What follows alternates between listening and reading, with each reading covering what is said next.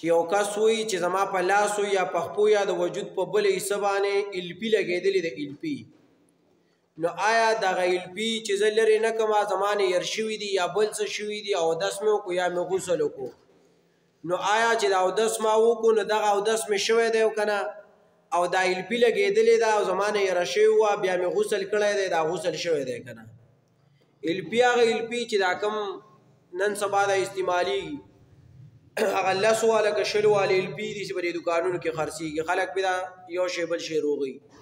که چېرته دغه الپي د وجود په یو حصه باندې ولګېده نو دغه الپي لرې کول لازمي دي، دغه الپي لرې کول لازمي دي. که چېرته دا الپي چا لرې نه کړه او یا ترې نه په هیره پاتې شوه چې ده ته یاد نه دي چې زما باندې الپي لګېدلې ده، یا یې لرې کوله خو لرې نه شوه، په دې دواړو صورتونو کې که الپي لرې نه شوه اودس یې وکړو یا یې غسل وکړو نو نه یې اودس شوی نه یې غسل شوی، نه یې اودس شوی نه یې غسل شوی. چې د څو پورې دا الپي لرې شوې نه ده تر هغې پورې دا اودس نه کېږي، د هغې پورې دا غسل نه کېږي. که چا پې مونځ کړی دی په داسې صورت کې چې الپي په ده لګېدلې وه او لرې نه کړه اودس یې وکړو مونځ یې پې وکړي، نه یې مونځ شوی دی او نه یې اودس شوی دی، دوباره به الپي لرې کوي، د هغې نه وروسته به اودس کوي او په هغې باندې به بیا مونځ کوي. که چېرته دا په دې وجود باندې پاتې شوه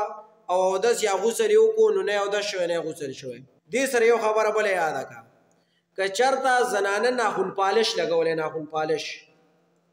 او دغه ناخن پالش په دې نوکونو باندې وو نو نه ورسره غسل کېږي نه ورسره اودس کېږي دغه ناخن پالش. هو که دغه ناخن پالش چا راواغست د وجود په بله حصه یې ولګو چې هغه په اودس کینځلی کېده او بیا یې اودس وکړو او دغه ناخن پالش پې لګېدلی و اودس یې نه دی شوی، دوباره به دا لړکي اودس به کوي مونځ به کوي. که چېرته په وجود کې په یو حصه باندې ناخن پالش لګېدلی او غسل پې لازم شو نو څه به کوي، لاول به ناخن پالش لرکي د هغې نه وروسته به غسل کوي. که چېرته دغه ناخن پالش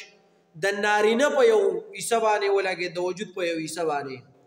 زنانه ولګو دته دیداري شو یا بل څه چل شوی ټچ شوی دی ورسره خو په ده لګېدلی،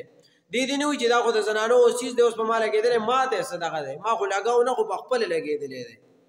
نو دغه چې څو پورې لر شوی نه دی د که د نارینه وجود یا که د زنانه، نو ناخن پالش چې څو پورې لر شوی نه دی د هغې پورې مونځ اودس دواړه نه کېږي.